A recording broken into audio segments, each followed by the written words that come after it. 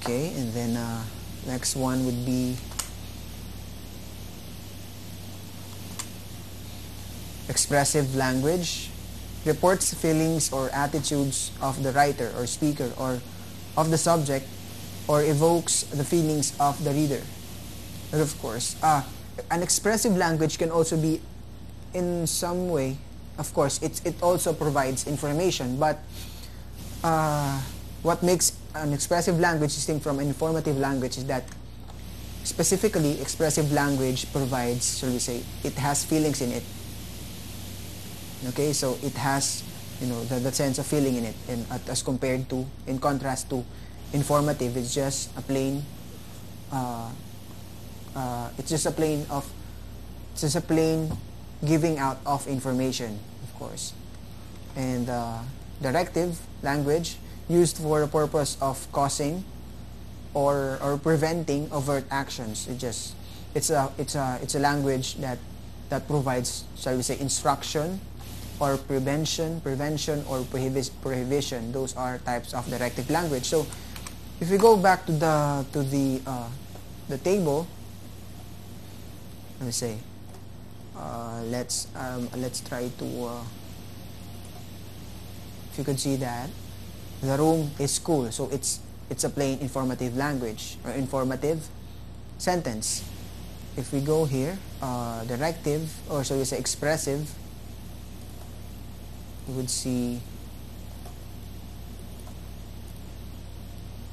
I had a nice time. So it's expressive. It's expressing your feeling. So usually expressive usually uses an adjective. So I had a nice time. So you see the adjective. It's somehow an expression of emotion. And directive, of course, an example of directive would be, I would like some coffee. So it's somehow, it's an order giving. So it directs someone to something. So that's a directive sentence. I hope these examples made things clear to you. Okay, let me just return it to the original size. So going back to our discussion, directive. So now we have the types of sentence. We have here a declarative sentence. A declarative sentence is a statement of fact without strong emotion and ends with a period. Okay, so these are types of sentence. A declarative sentence, of course, this is somehow similar to functions of sentence as a informative sentence.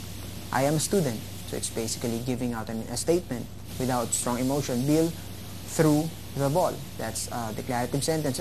As you could see, the examples are using, you may find it very annoying or somehow very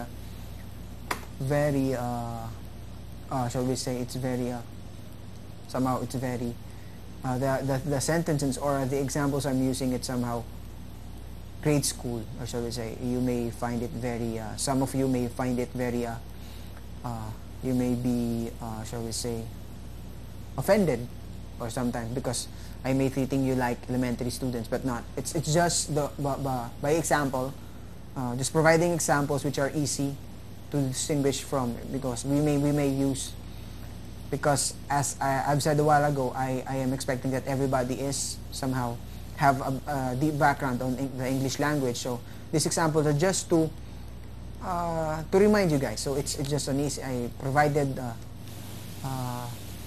elementary examples just to make just to distinguish each from another, from one from another. Okay, there you go. Let me just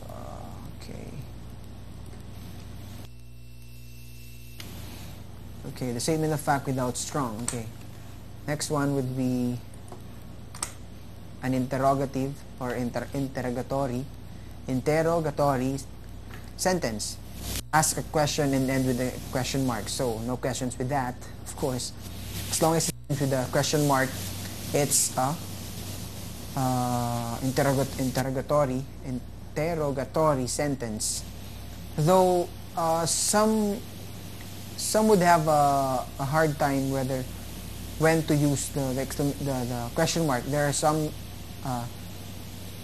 are some statements wherein it somehow sounds like a question, but literally, or shall we say, if we look deeper into it, it's not a question. So it's usually up to your choice. It's up to your own discretion when you would use a question. If you're sure that the statement you're trying to provide is a question, then of course it would be an interrogatory sentence, and then must end with a question mark. But on the other way, if it's the other way around, sometimes you would if you find if you're using a complex or compound sentence, sometimes if a particular phrase sounds like a question, it usually is followed by a comma and then followed by another statement. Those are usually in compound sentences, but basically it's just it depends on the way you are trying to deliver the thought of the sentence. So it's basically up to the writer, but of course basic or fundamental laws of grammars and punctuation should be followed on every writing endeavor you should go into. Imperative, make a command or request, and end with a period. So that's imperative, somehow related to the directive. Somehow later you would see the difference between the two. No, an example would be no talking until everyone finishes the assignment. So it's an order or a command.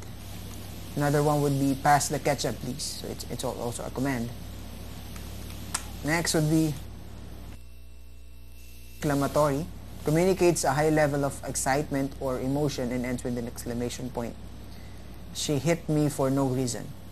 Usually used in a dialogue form.